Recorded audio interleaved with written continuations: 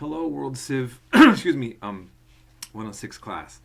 Um, I am doing this kind of introduction just for um, this class because we started with me later on. Um, we were a little bit behind on where I was at with my other classes, and so to get us up to speed, I am cutting out the ancient Greece and ancient Rome portion that I include in my other world civilization classes. Now, the reason why I'm doing that is because if I'm going to look at the choices to make at what to cut out, you all have been exposed in some way to the uh, Greek and Roman culture and history in your school life and in popular culture. It's not that it's not important, it's tremendously important to understand. And especially from the perspective of being a part of Western culture. But I also cover that heavily in Western civilization. This is a world civilization class, and I wanted to get you mainly exposed to things that you are not normally going to be exposed to, perhaps even ever again, unless you take personal interests to do so. So, I just want to briefly, very briefly, get the background in on where we're at as we get into Christianity. So, I covered ancient Israel already with you. We just did Judaism, and you now understand Talmudic Judaism, okay, and how that operates. And we will learn this week as we go over these lectures that Christianity emerges out of Judaism, but it also develops very much through Greco-Roman history as well, tremendously so. So let me just say a few things about that, and I cover some of this already in the lectures to follow for this week. But keep in mind that Alexander the Great conquers basically much of the world in the 4th century BCE, okay?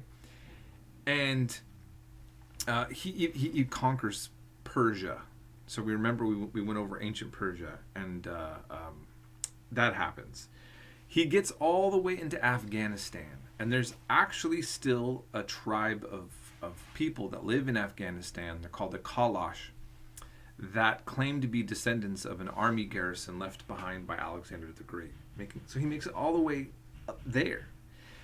And he conquers Egypt. So he even conquers a part of Africa in this ancient civilization, which at that time was being ruled by the Persians. And Alexander the Great, he didn't even have to fight because his reputation was so powerful. He just came in, and the occupying force just kind of put their hands away, and they said, you want Egypt? It's yours.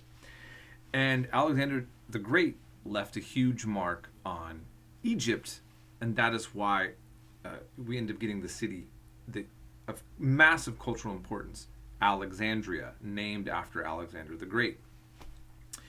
He, when he got to Egypt, before there, he went through what is now Israel and Palestine, and he had a very favorable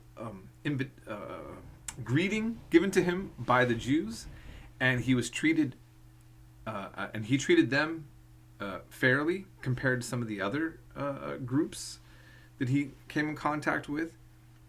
And so Alexander the Great also became very much a part of Jewish history and legend.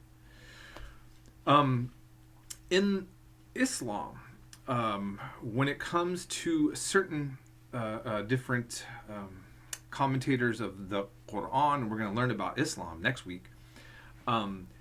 There's a character called Dhul Qarnayn in the Quran, and some actually associate that with Alexander the Great.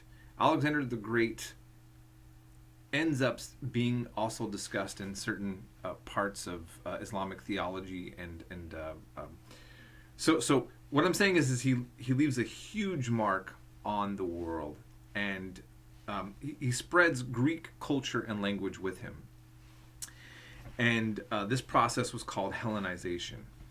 And that is why, if you remember when we went over Egypt, ancient Egypt, I talked about the Greek Septuagint that was put together in around 285 to 247 BCE by not Alexander the Great, but the Ptolemies that ended up ruling after he died in Egypt. And so the first translation of what the Christians call the Old Testament comes into Greek in Egypt. Was where it's translated. And we see with the Christian writers that the New Testament is going to be in Greek. And they're going to quote mainly from the Septuagint. So the reason why we're working with the Greek, if you're into Christian history and theology, is because of the legacy of Alexander the Great. Now, after the Greek legacy became the Roman, and the Rome really sets in motion conquering Greece at the Battle of Corinth in 146 BCE, but it doesn't really get finalized and solidified until about 27 BCE. And so, but what's interesting about what happens is when you have a conqueror who conquers another nation, a lot of times they want to annihilate that culture. They're disrespecting it. Obviously disrespecting it because they're at war with it. You're fighting against it. And you're saying, I don't want anything a part of this. We have a superior culture. Especially if you are having imperial ambitions to go out of your location onto somebody else. What's interesting is that Romans just seem to really admire the Greeks so much. So much so that they end up just copying like architecture, the religion. So keep in mind, Greek gods are going to be transformed into Roman gods and given Roman names. And sometimes you don't think about that, where you have, let's say, I think Ares, god of war in Greek, becomes Mars, god of war in Latin. And so you can Google on the internet and see a compare and contrast of the names of the gods. And you've heard all of these gods before. Aphrodite and Venus, right? Okay? And you've heard all of them probably very equally and don't always even realize that this association. And even many of the Romans wanted to learn Greek as well. So let's say when you look at Jesus, the time of Jesus recorded in the Bible, in the Gospels, you have Romans that have conquered the Holy Lands, okay, to Jews and then later to Christians. And so you're going to be having Latin used, but also Greek is going to be a part of their legacy. And what we're really going to see is what we'd call Greco-Roman civilization, okay? And one of the Roman poets, Horace, he said a line something to the effect of, captive Greece holds Rome captive. I mean, and it was somewhat of, I think, of a lamenting, also. Sometimes Romans be, what?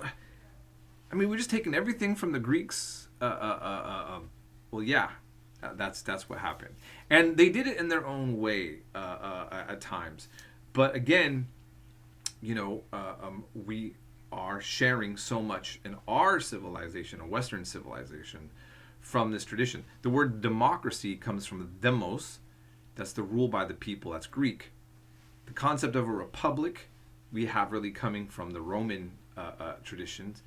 And you will notice that many of our words that deal with law and science are in Greek or Latin. Okay? So keep that in mind. Let's see, what else did I want to mention on that? Excuse me. So, having said that, you will have a better mental picture of going into the topics that we're going to cover. Now, make us watch a lot of videos this week, and we go over a lot of information. And we're covering Vikings, Celts, and then Christianity. Now, what I wanted you to do is just think about this, and I won't be too much longer on this portion.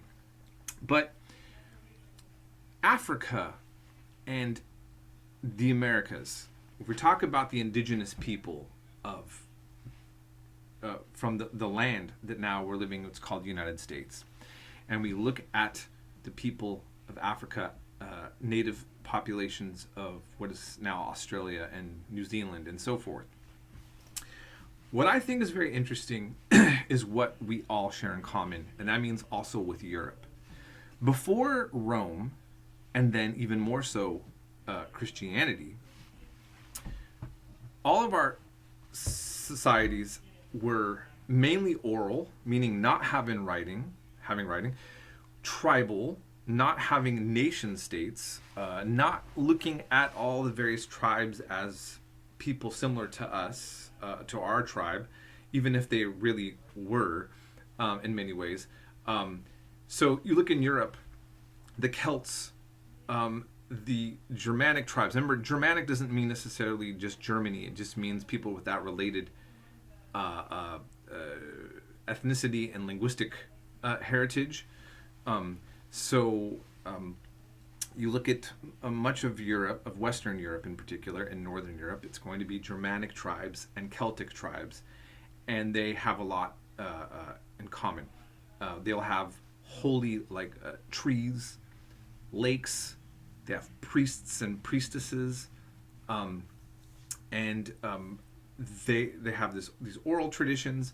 And then when they get conquered by the Romans, even before Christianity, Rome looks at them as barbarians and really kind of otherizes these people. It's racist. What's interesting is most Europeans celebrate the Greco-Roman legacy that insulted our ancestors. I'm of strictly European ancestry, at least as far as I know in the record. I'm sure there's always a chance for some mixing, but mainly solidly in Western and Northern Europe. And the barbarians were my Germanic and Celtic ancestors that were not a part of the Roman Empire, and then later also until the full conquering, not a part of that Christian world.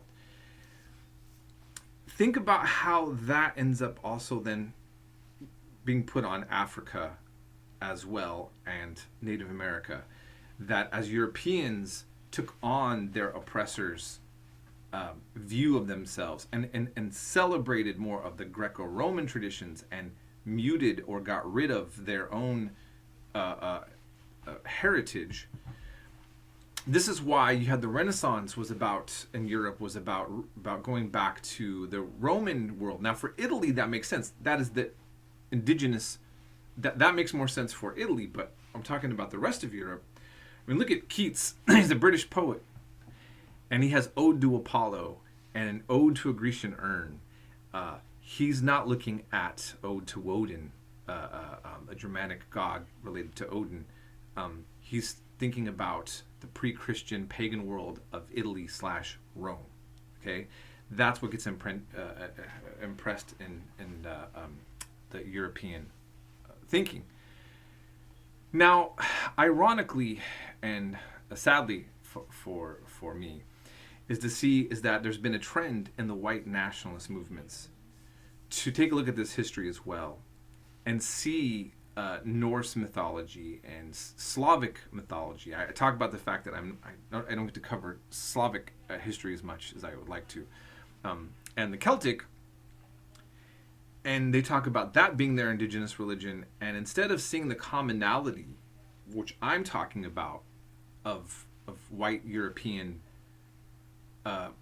civilizations with black and brown other indigenous populations, they try to assert this and embed this into white nationalist identity. And this really frustrates me, because for me, as someone very interested in my own heritage and very passionately interested in Norse mythology and learning about Celtic things, and seeing that is something that I can that is in common, to have like ancestral gods and all of that with other parts of the world. They're again using it for a kind of a Western centric, white centric view of the world. And I'll post later on in an announcement showing you how this has become a problematic trend. But in any case, look, I'm hoping also as you look at all these videos that what you get a visualization of is that there is a Christian world that actually is a world religion, which is why we want to understand it as such. That the Bible didn't just drop from heaven, that it was a part of a historic process, and it's complex. And that the European world that's going to embrace Christianity also had other parts of their culture which still pop up that are prior to Christianity, such as the fairies from the Celts, which is why I'm having you watch that documentary. And I wanted you to see the one thing that Europe has that some of the other cultures unfortunately don't have is that Iceland, and the reason why I emphasize Iceland so much, is one of the only European nations that were able to preserve pagan, pre-Christian beliefs and ideas. And it's mainly because they were so far up north and it took so long to get them Christianized. So that's why almost everything we know about the Vikings and Norse mythology comes from Iceland. Okay? But also preserved by Christian writers who had this knowledge and decided to preserve it. Not all cultures that came across a dominance of Christianity and Roman Christianity had that privilege to have their ancestral ideas preserved in that way. And of course, it's limited. We don't know how accurate that fully is, but it gives us some sort of insight. So, look, without further ado, I'm going to end here, and I hope you enjoy all these lectures that you will be watching and documentaries for this week.